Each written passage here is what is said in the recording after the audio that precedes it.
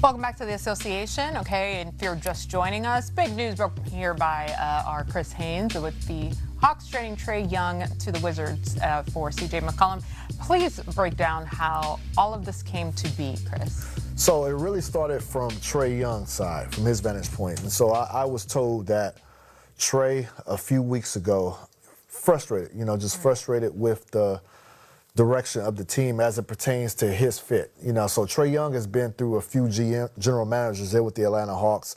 And, when they went to the Eastern Conference Finals a few years ago, this is not the same team construct as they had back then. And so he felt like the pieces just weren't there to maximize his skill set. And so I was told he approached him and his representation, approached the front office and told him, hey, listen, it's not working here, and let's try to see if we can get something done. And I was told the Hawks, wanted to see what they can, figure out, see if there was a way that things could be fixed.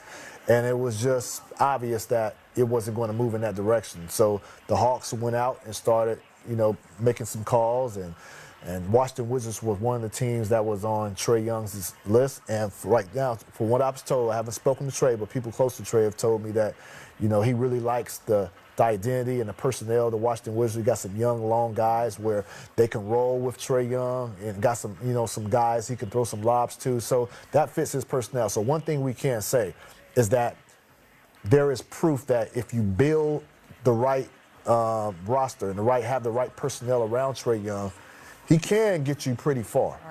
So he just felt like the personnel didn't fit his skill set in Atlanta anymore, and that's what led to ultimately this trade happening today. Yeah, you have to have a complete set when you think of the long term and just the longer term of the season, not just years down the team, but how far you can go in a season if you really want to be successful, Robin. Yeah, it is a compelling, interesting argument from Chris about when you look at the roster that was built around Trae Young in 2021 when they lost to the Bucks. It wasn't too star-studded. It was a lot. You had a lot of role players, a lot of guys doing their job. So if Trae Young is that guy, and the Wizards do build intelligently, and we know they've built an enticing foundation for Trae, who knows what can happen? And I've also been told that the Wizards don't see this as a short-term situation. Okay. They made this move with the intentions of trying to build around Trae Young. So what is that going to look like when the offseason comes, when Trae can become a free agent? That remains to be seen. But the Wizards have every desire to keep Trae in the fold long term. Have you been able to speak to CJ at all? Anything you can share about? I haven't spoke to CJ. I haven't even reached out to CJ yet.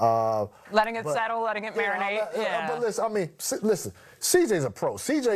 There are certain players where trades happen, and then I talk to them. They're kind of nervous and just anxious right after. CJ's not that. I talked to CJ right after he got traded from New Orleans to Washington, and he was cool. CJ doesn't care. He's a pro. He's going to do whatever. Man, he was the president of the Players Union. This is what he does. He understands how the business is. So, but I think for him, he gets to go over to a team who, is contending for a playoff spot, and he has the chance to see if he can elevate that team. So we shall see. Yeah. Do you recall, and can you share what you were feeling, what you thought when the Bucks traded you? Not to open up old wounds. Well, no, stop. That's not what happened. I found out I was traded. It was not him reading a book. I think I was, lying in bed one day, and I was told I was traded, and I was like, oh, to who? And they were like, to the Kings, but really to nobody. And I was like, oh, okay. And then the GM hung up the phone, and so I decided I was going to go to the game and read a good book. What book was that? I was trying to zoom into the cover. Oh, it was a book on producers and writers in Hollywood in the 40s and 50s. Hey, did you hear what he said?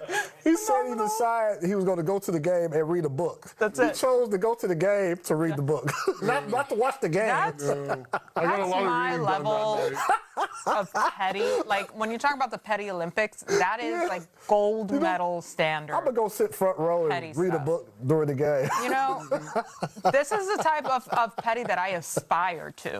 Oh, if that I'm means a being lot, honest. you know. I mean, yes, you're. And I think it's something that people. I think Aubrey Plaza has done something similar. So yeah, similar it's giving Aubrey Plaza. minds, similar personalities. I want to borrow that book if you still have it. That is awesome. Oh, definitely. Do you remember that game? I remember the book. I love it. Crying. I mess with you, We're gonna man. take a break. I mess with you, man. Yeah, we'll be right back. I mess with you, man. That is the type of yes. He said, I remember the book. Yes.